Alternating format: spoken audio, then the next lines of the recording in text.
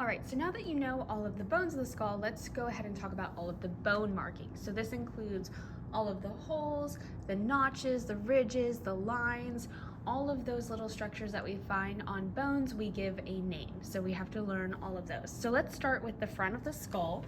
So in the very center of the forehead, we have the glabella.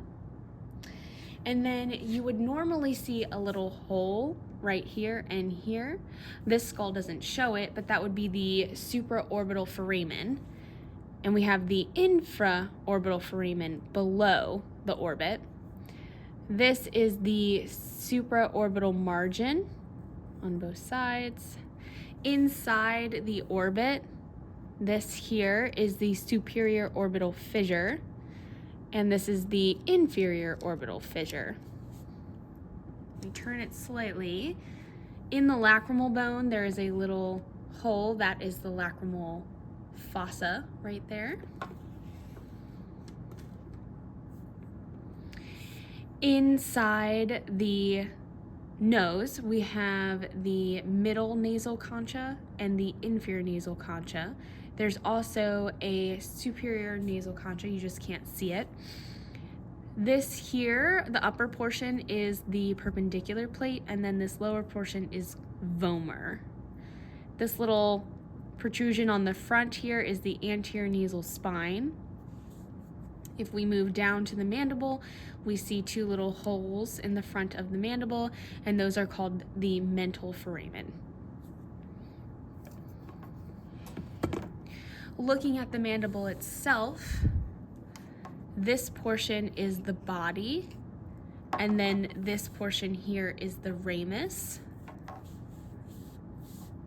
This is the mandibular angle, coronoid process, condylar process, and mandibular notch.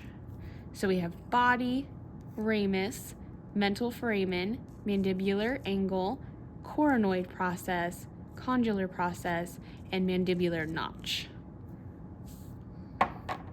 Going back to the skull, on the side of the skull, we have a couple of structures here. So this is the zygomatic bone, and it attaches to both the temporal bone and the frontal bone. And those little processes have names. So the process here coming off of the temporal bone is called the zygomatic process of the temporal bone. This process here coming off of the zygomatic bone is the temporal process of the zygomatic bone. We have a process going up from the zygomatic bone to the frontal bone, so we call that the frontal process of the zygomatic bone. And then this portion here coming from the frontal bone attaching to the zygomatic bone, this is the zygomatic process of the frontal bone. So zygomatic process of the temporal bone, temporal process of the zygomatic bone, frontal process of the zygomatic bone, zygomatic process of the frontal bone. This is the external acoustic meatus. This little structure here is the styloid process, and this is the mastoid process. The styloid process looks like a little stylus, so that's how you can remember it. And then on the back of the skull, this little bump here is called the external occipital protuberance. We call it the EOP for short. If we take the skull cap off and look inside, we have several structures in here. So starting up here, this little portion is the ethmoid bone, and in the ethmoid bone, we have a couple of structures here. So this one that sticks out, this is the crista galli. And then this portion down here is called the cribriform plate, and it has all these little tiny holes in it, and those are called the cribriform foramen. Now, we have a lot of little holes here, so there is a easy way to remember a lot of these holes. I want you to imagine that there is a little cowboy who sits inside of your skull, and his name is Ross. Ross sits right here in the sella turcica. Sella turcica means saddle. So he's going to sit right in the sella turcica, and his legs are going to go down through these holes right here. Those holes are called the foramen lacerum. So his legs are going to go into the foramen lacerum. Think legs for lacerum. His arms are going to go forward, and he's going to put them through the optic canals. And what comes through that optic canal? The optic nerve. So those are going to be his reins. So he's going to hold on to the optic nerves that are coming through the optic canal. His legs are going down through foramen lacerum. And then his name is spelled out on the side. So up here we have a little hole. This is foramen rotundum, foramen ovale, and then foramen spinosum. So that's R-O-S. Okay, so that's going to help you to remember most of these holes.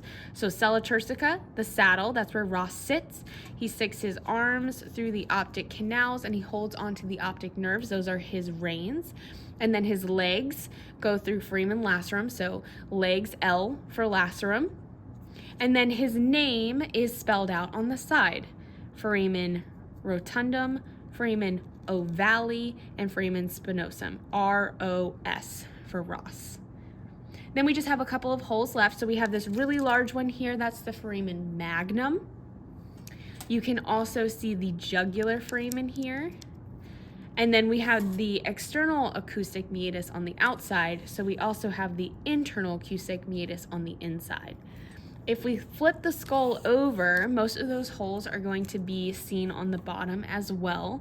So these are foramen lacerum, where Ross's legs are dangling down.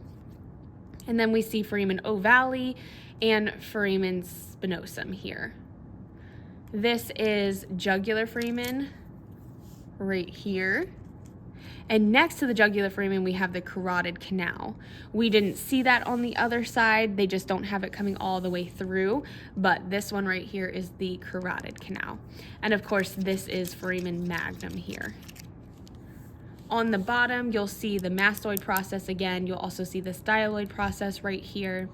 And then up in the maxilla, this is called the hard palate. This portion, the anterior portion of the hard palate, is called the palatine process. And then this portion in the back is called the palatine bone. You'll also see from here, you can see vomer back here. That's what we saw in the front. Vomer. And that should be everything on the skull.